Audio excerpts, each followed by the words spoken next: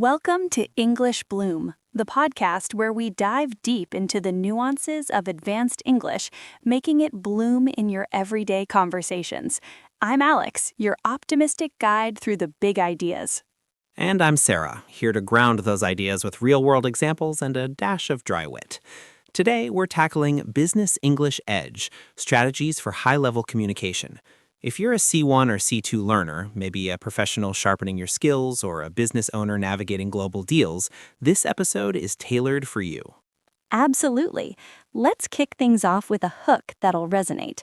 Picture this. You're in a high-stakes meeting, pitching a groundbreaking idea, but you mix up cut corners with cut the mustard. Suddenly, your proposal falls flat, doesn't succeed at all. Has that ever happened to you, Sarah? Oh, more times than I'd care to admit. Once I told a client we'd play it by ear during negotiations, and they thought I meant something musical. Total misfire, but that's why we're here, to give you that edge. Exactly. Quick check-in. Sarah, what's been blooming in your world lately? Well, I've been buried under a mountain of emails, swamped with work, but I did squeeze in a webinar on cross-cultural comms. Eye-opening stuff. You? Optimistic as ever. Just wrapped up a strategy session that felt like herding cats. Chaotic, but we pulled it off. All right, advanced learners, stick around, because we'll delve into idioms, phrasal verbs, and more, all woven into business strategies. Let's shift gears to our first beat, why mastering idiomatic expressions can make or break your professional edge. Make or break, that's a perfect idiom right there, Alex. It means something could lead to total success or utter failure. In business, idioms aren't just fluff, they're the secret sauce that builds rapport. Take get down to brass tacks, let's get to the essential details. Without them, your communication might come across as stiff or overly literal. Spot on. Imagine negotiating a deal. If you say, let's not beat around the bush, you're signaling directness, which can seal the deal faster.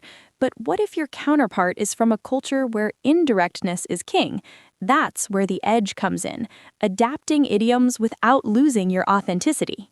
Intriguing point. On the other hand, overusing them can backfire. I recall a study from Harvard Business Review. About 70% of international deals falter due to communication breakdowns, often tied to misunderstood idioms. So strategy 1, contextualize them. Rephrase subtly if needed, like, in other words, let's be straightforward. Love that data-driven nudge, Sarah. Building on that, what if we explored how to weave in phrasal verbs?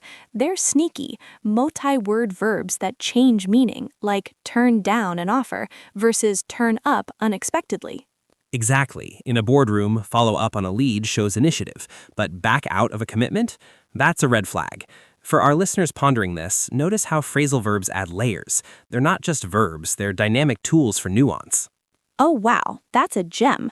Let me push back gently. Aren't phrasal verbs sometimes too casual for C-suite chats? I mean, in formal emails, we might opt for decline over turn down. Fair challenge. That said, in spoken business English, think Zoom calls or networking events, they inject warmth. A McKinsey report highlights that conversational tone boosts trust by 25%. So mix it up. Use escalate for gravity, but ramp up for energy. Ramp up, yes, like increasing efforts. Intriguing. This ties into our next subtopic, navigating cultural nuances in high-level communication. What if a simple phrase like touch base confuses your Japanese partner who pictures baseball? Precisely. Touch base means check in briefly, but without explaining cultural refs. Baseball's not universal, it could derail things. Strategy here, brief glosses. Say, let's touch base next week. Just a quick update. Brilliant. And for advanced learners, notice the conditional. If we didn't adapt, deals might fall through. Passives, too. Misunderstandings are often overlooked until it's too late. Overlooked. Underrated word. Let's add a twist. Data from a global survey by the Economist Intelligence Unit shows 52% of executives cite cultural barriers as top hurdles. Example, in the UK, understatement reigns. Not bad means excellent, while Americans go for hype. Hype. Over-promoting. What if we role-played that? Pretend I'm the American pitchman. This product's a game changer. And I'm the Brit. Quite promising, albeit with room for tweaks. See the clash? To bridge it, use collocations like mutual understanding or foster collaboration. Foster, to encourage growth. That's actually insane how subtle shifts can align teams. Shifting gears to negotiation tactics, how do we deploy advanced structures for persuasion? Let's delve in.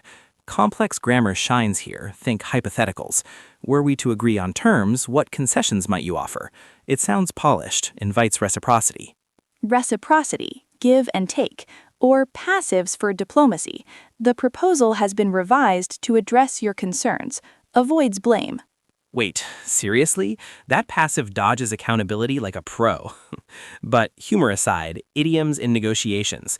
Drive a hard bargain means negotiate toughly. Strategy, mirror your opponent's style. If they're direct, match it. If evasive, probe gently. Probe, investigate subtly. Building together, what about handling curveballs like objections? Curveballs, unexpected challenges, another sports idiom. Rephrase with, on that note, let's address potential pitfalls. Use discourse markers, nevertheless, in essence. In essence, basically, for listeners tuning in, that's a sophisticated synonym. Now our final beat, presenting ideas persuasively with language flair. Flair, stylish touch. Vary sentence length for impact. Short punch, time is money. Then compound. We must innovate, adapt, and thrive or risk being left in the dust. Left in the dust, outpaced. What if we incorporated analogies, like scaling a business is like climbing Everest? Preparation is key, but weather can change everything. Grounded example. Tesla's pitch decks use vivid language, disrupt the status quo, leading to billions in funding. Data point, presentations with metaphors boost retention by 22% per a Stanford study. Disrupt, shake up. That's enlightening. Playfully disagree, but aren't analogies risky if they flop? Flop, fail spectacularly. True, albeit if explained briefly. Call back to our hook, don't let them fall flat. All right, wrapping up the main chat, we've covered idioms, phrasals, cultural tweaks, negotiations, and presentations. Time for takeaways.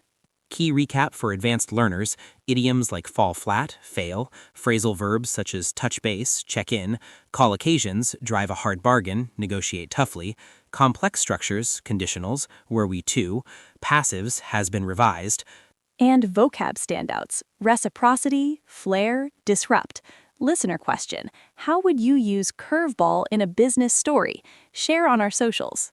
Teaser. Next episode, we bloom into literary English, decoding modern classics. Stick around for that. If you're blooming your English, subscribe, rate us, and practice these phrases in your next meeting. Thanks for joining. Until next time, keep communicating with edge.